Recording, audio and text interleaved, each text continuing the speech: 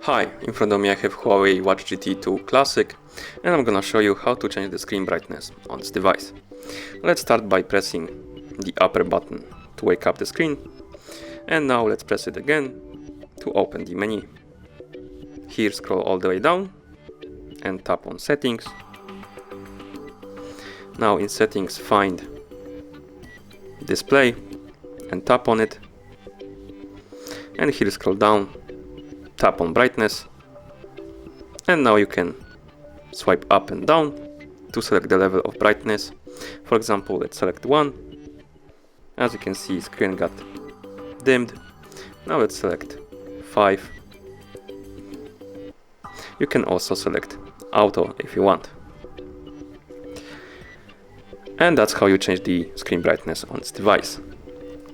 Thank you for watching.